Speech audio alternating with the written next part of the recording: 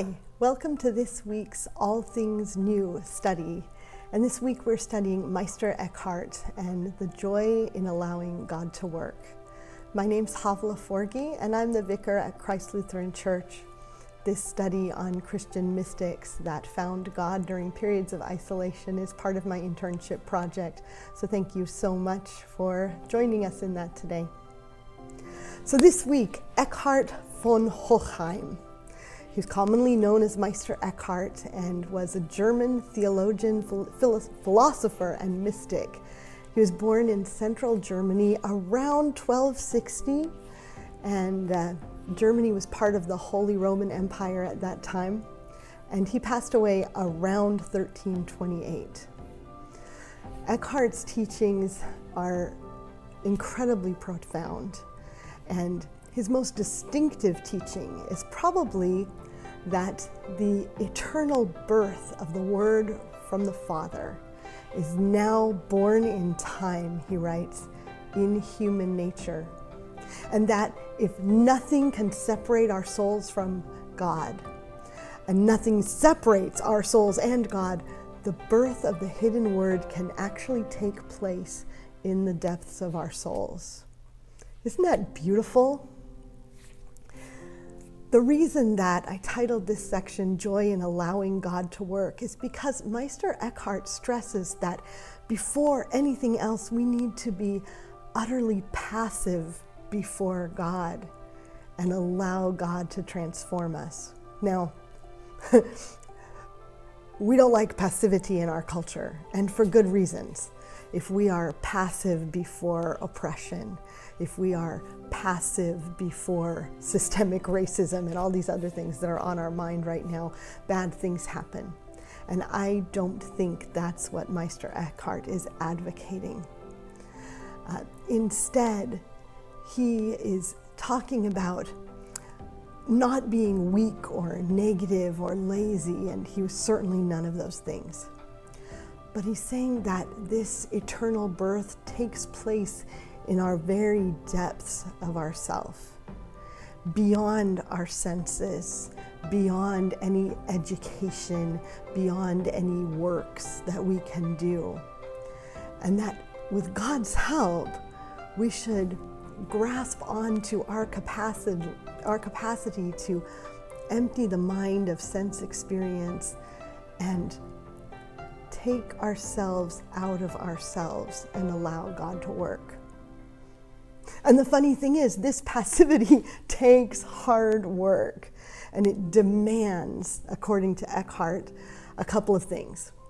The first of this is physical seclusion. So what better time to consider this? And the second, an ability to throw out the ideas that wander into the mind so that, as he put it, one does not scatter oneself and get sold into multiplicity.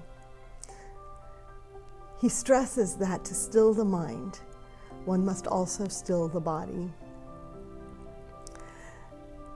He says that God wants us to let God be God in us. He says, go completely out of yourself for God's love. And God comes completely out of himself for love of you. He says in one of his sermons, God must act and pour God's self into us when we're ready. In other words, when we are totally empty of self. So stand still and do not waver from your emptiness. Then he says that this kind of spirituality is not to be learned by flight from the world, or by running away from things, or by turning solitary and going apart from the world. Instead, this solitude that allows God to work is an inner solitude, wherever or with whomsoever we may be. We must learn to penetrate things and find God there. In this time that's so filled with turmoil and doubt and uncertainty. The idea that within that we could find an inner solitude, regardless of circumstance, and find God inside that inner solitude.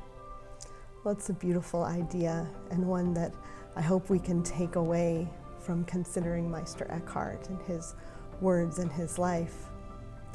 Because no matter what happens, even if this year is the year of upheaval and next year is a year of peace, we'll have to penetrate that peace also.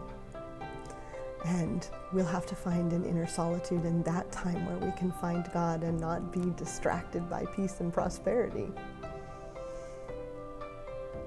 Not apart from the world, not solitary, but inner quiet.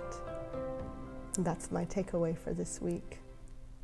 God bless you as you navigate this week in our lives and in our community and in our nation.